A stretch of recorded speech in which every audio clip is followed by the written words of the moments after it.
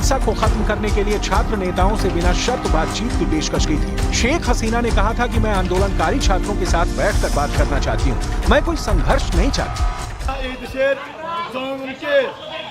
জানাচ্ছি আপনারা অতি শীঘ্রই নেমে আসুন, আপনাদের সন্তানদেরকে বাঁচান। আপনাদের আমাদের আপনার নাম বলেছে কি বলেছে আন্দোলন করছে না। छात्र नेताओं ने शेख हसीना के इस्तीफे की मांग को लेकर सविनय अवज्ञा आंदोलन का ऐलान किया। उन्होंने लोगों से अपील की कि वो टैक्स और दूसरे सरकारी बिल जमा न करें। इसके अलावा फैक्ट्री, सरकारी दफ्तरों को बंद करने की अपील की गई। ये गुस्सा इसलिए भी रहा क्योंकि बांग्लादेश की प्रधानमंत्री शेख हसीना प्रदर्शनकारी छात्रों को आतंकवादी करार दे चुकी थी। All the misrule and misdeed and terrorist activities and corruption, nepotism, so people rejected them. Right. That is the main. But when Awami League again come back to power, we work for country's development. Bangladesh में 4 जुलाई को national security council की बैठक हुई। इस बैठक में शेख हसीना ने प्रदर्शनकारियों से कड़ाई से निपटने का निर्देश दिया था। बैठक में कहा गया कि प्रदर्शनकारी आंदोलन के दौरान आतंकी हमला करना चाहते हैं। छात्र संगठनों ने भी आरोप लगाया कि सरकार इस चेतावनी के बहाने उन पर जुल्म करने के लिए तैयार हो चुकी है। इसीलिए प्रदर्शनकारियों ने शेख हसीना सरकार के हर प्रस्ताव को ठुकरा दिया।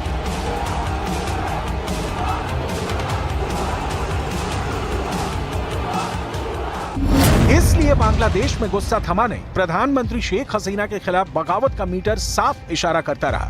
छात्रों की भीड़ और संगठित होती गई। शेख हसीना के सत्ता का मीटर रेड लाइन क्रॉस करने लगा। उनके लिए बांग्लादेश की सत्ता में बरकरार रहने के रास्ते बंद होते गए। उनकी सरकार का मीटर पब्लिक के गुस्से के आगे पूरी तरह फेल हो गया। प्रधानमंत्री शेख हसीना अपने खिलाफ पब्लिक की बगावत को बहुत करीब से देख रही थी। जुलाई में जब पुलिस के हाथों से चीजें निकलने लगी और सरकारी इमारतों और संपत्तियों में आग लगाने की घटनाएं बढ़ने लगी, तो शेख हसीना को सेना बुलाना पड़ा। पहले जो प्रदर्शन आरक्षण के खिलाफ चल रहा था, वो अब शेख हसीना के खिलाफ तैयार एक बड़ा आंदोलन बन गया।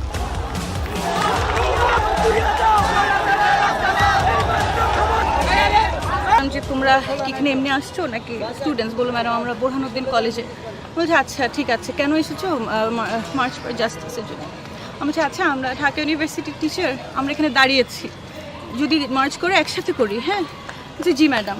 এর মধ্যে আমি আর ম্যাডাম কথা বলছিলাম, ছেলেটাকে দেখলাম পুলিশ উইদাউট রিজন টেনে নিয়ে গেল। আমি বললাম আপনি ওকে ছাড়েন, আপনি চেক করেন, ও আমার সাথে স্টুডেন্ট, চেক করবে না, ছাড়বে না। পুরোটা পথ আমি বললাম যে যদি চেকই করতে হয় সামনে করেন। ম্যাডাম বললো যে আমার ব্যাগ করেন। আমি বললাম আমার ব্যাগ করেন, আমার মোবাইল করেন, চেক করবেন, ওকে নিবেই নিবে এবং ওকে ছাড়বেও না। অ্যান্ড লাস্ট পর্যন্ত আমি পারি না, অনেকক্ষণ চেষ্টা করেছি। किसी भी देश में सेना के लिए आसान नहीं है कि वो अपने ही लोगों पर गोलियां चलाए। ये बात धीरे धीरे सेना ने शेख हसीना को भी समझाने की कोशिश की, क्योंकि सेना को दुश्मन को गोली मारने की ट्रेनिंग मिलती है। अपने ही नौजवानों पर गोलियां बरसाना किसी भी सेना को तोड़ सकता है। वो सेना अपनी ही सरकार के खिलाफ बगावत कर सकती है। ये बात जब शेख हसीना को समझ आई तो उन्होंने इस्तीफा देने में ही अक्लमंदी समझी।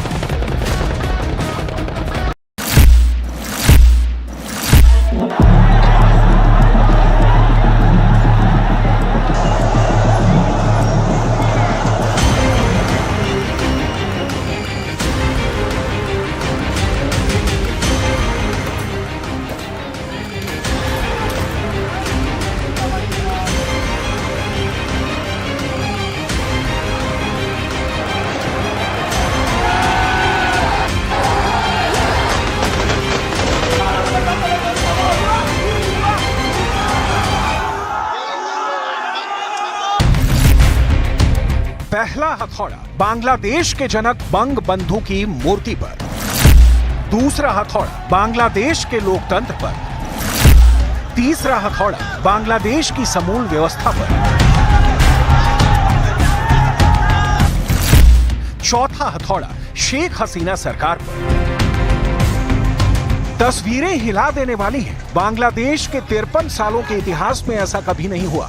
राजधानी ढाका को फूंक दिया गया।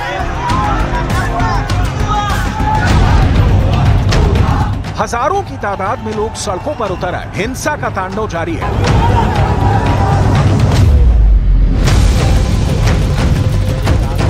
आर्मी बंदूक ताने खड़ी है। दूसरी ओर आवाम मुट्ठी बांधे नारे बुलंद कर रही है। गोलियों की बिसात बिछ रही है। अब तक 300 लाशें गिर चुकी हैं, हजारों लोग जख्मी हो चुके हैं। पुलिस के सायरन और एम्बुलेंस के शोर से ढाका गूंज रहा है। जो विद्रोही हैं, वो तो जान हथेली पर उठाए घूम रहे हैं, लेकिन जो आम लोग हैं, घरों में दुबके हैं, सहमे हुए हैं। देश का क्या होगा? मुल्क को इस धधकती आग से कौन बचाएगा? बांग्लादेश उन्माद की आंधी में तिनका सा बिखर रहा है। बांग्लादेश पहले ईंट दर ईंट टूटा, अब दीवार दर दीवार ठहरा है। प्रधानमंत्री शेख हसीना के आवास गण भवन में हजारों की भीड़ घुस गई, बेडरूम तक पर कब्जा जमा लिया। हिंसा को देखकर शेख हसीना भाषण रिकॉर्ड करना चाहती थी, लेकिन उन्हें ऐसा करने का मौका तक नहीं मिला। बांग्लादेश के पीएम हाउस के बेडरूम में प्रदर्शनकारी को आराम फरमाते देखा जा सकता है। प्रदर्शनकारी को पीएम हाउस के लॉन में भी टहलते देखा जा सकता है। उपद्रवियों के निशाने पर आ गए हैं। वहां से कई ऐसी तस्वीरें भी सामने आई हैं जिनमें कई मंदिरों में आग की लपटें दिखाई दे रही हैं, जबकि कई हिंदुओं के घरों को भी निशाना बनाया गया है। पंचगढ़ में हिंदुओं की दुकानों और घरों पर हमला किया गया है। एक ही जिले में 12 घरों को आग लगा दी गई है, जबकि दिनाजपुर में 10 घरों को उपद्रवियों ने जला दिया। खबर है कि लक्ष्मीपुर में 300 लोगों ने एक साथ हिंदुओं के घरों पर हमला बोल दिया। उधर इस्कॉन मंदिर में भी तोड़फोड़ का वीडियो जारी किया गया है। इस्कॉन ने दावा किया है कि कई मंदिरों में आग लगा दी गई है।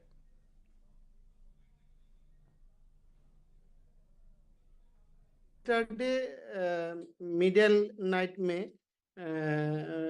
हमला हुआ। इस्कॉन मेहरपुर इस्कॉन का प्रचार केंद्र है। अग्नि संयोग किया और लूंटन किया, भांगचूर किया। जो रैपिड एक्शन बटालियन व अदर्स ऑर्गेनाइजेशन है वो फेलियर है, और सेना बाहिनी सब स्थान में कंट्रोल नहीं किया।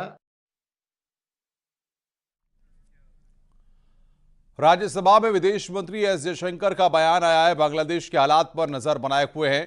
बांग्लादेश में मंदिर पर हमले हुए हैं। जयशंकर ने यह बात कही है। बांग्लादेश में जुलाई से हिंसा हुई है। Mr. Chairman, sir, I rise to apprise this august House of certain recent developments pertaining to Bangladesh. As honorable members are aware, India-Bangladesh relations have been exceptionally close for many decades over many governments.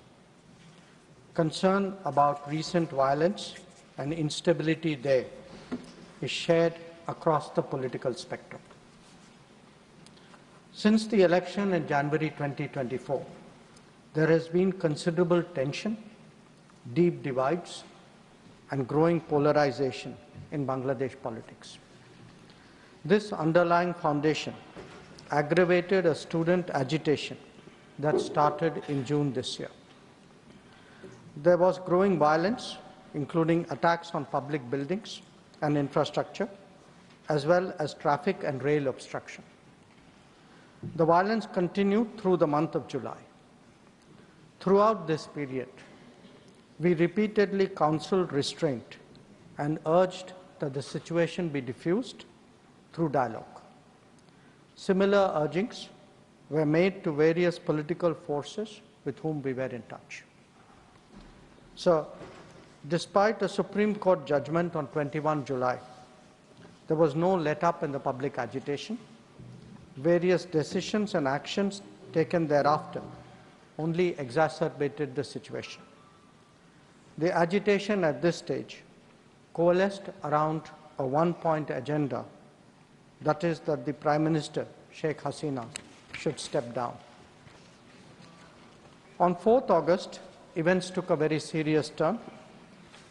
Attacks on the police, including police stations and government installations, intensified even as overall levels of violence greatly escalated.